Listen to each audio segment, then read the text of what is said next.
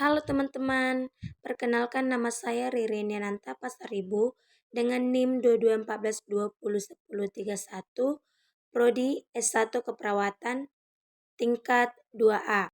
Di sini saya akan melakukan video tentang pathway hipertensi. Sebelumnya kita harus mengetahui apa itu hipertensi. Hipertensi atau tekanan darah tinggi adalah peningkatan tekanan darah sistolik lebih dari 140 mm Hg dan tekanan darah diastolik 90 mm Hg pada 2 kali pengukuran dengan selang waktu 5 menit dalam keadaan cukup istirahat ketika pasien diperiksa. Berikutnya kita masuk ke pathway hipertensi. Ada beberapa faktor yang memicu terjadinya hipertensi, yaitu umur, jenis kelamin, gaya bebas, obesitas. Semakin bertambahnya usia, akan semakin tinggi tekanan darah. Hal ini dikarenakan kurangnya penurunan elastisitas pembuluh darah. Usia 40 sampai dengan 50 lebih akan berisiko di arteriosklerosis. Nah, ini semua akan mengakibatkan peningkatan tekanan darah atau hipertensi.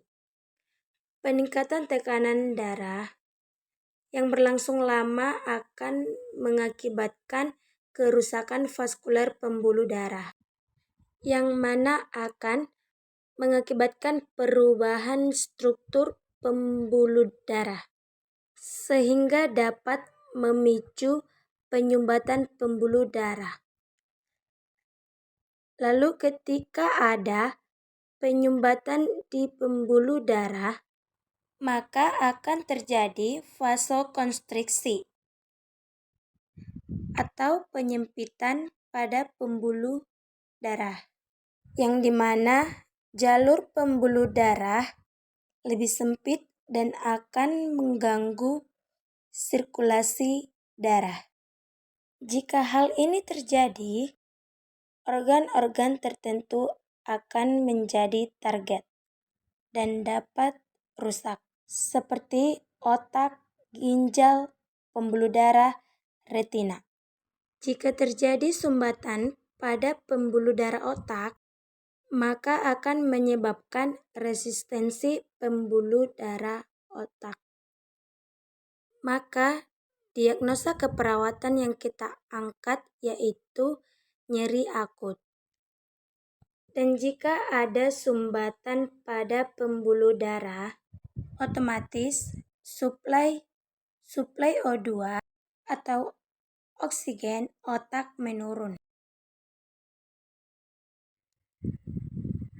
dan akan menyebabkan terjadinya sinkop atau penurunan kesadaran.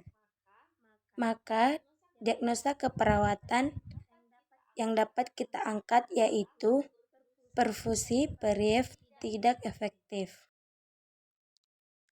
Ginjal, hipertensi pada dasarnya yang dapat menyebabkan vasokonstriksi pembuluh darah ginjal menurun sehingga mengakibatkan kerusakan sel-sel ginjal dan blood flow aliran darah menurun dan akan memstimulus respon RAA, yang mana RAA ini adalah enzim yang dihasilkan oleh sel-sel yang dihasilkan oleh ginjal, yang membantu mengontrol tekanan darah. Jadi respon aldosteron akan bekerja sama untuk menahan garam dan cairan. Apabila proses ini tidak berjalan dengan baik, maka terjadi retensi natrium atau retensi Na yang akan mengakibatkan edema. Maka diagnosa keperawatan yang kita angkat adalah hipervolemia.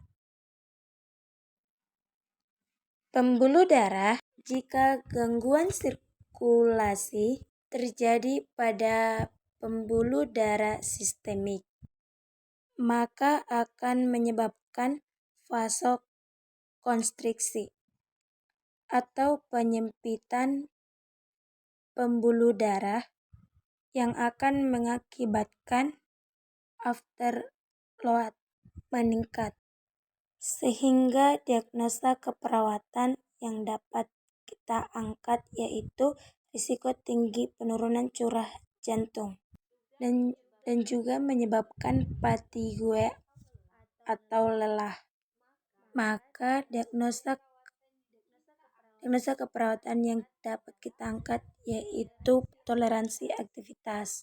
Jika terjadi gangguan sirkulasi pada pembuluh darah koroner, akan menyebabkan iskemi miokard.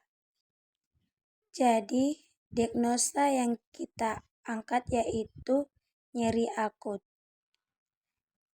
Jika sirkulasi darah terganggu dan targetnya adalah retina, akan menyebabkan spasme arteriole.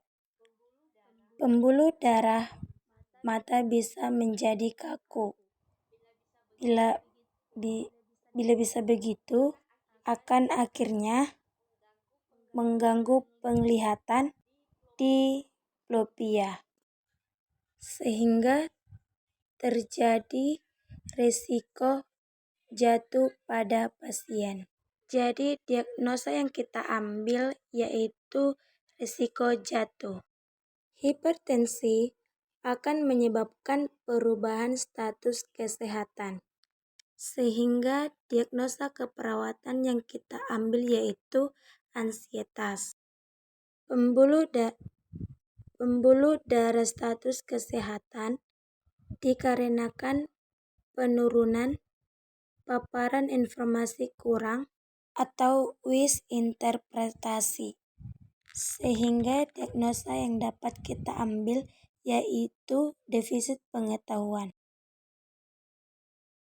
Sekian dari video pathway hipertensi saya ucapkan terima kasih.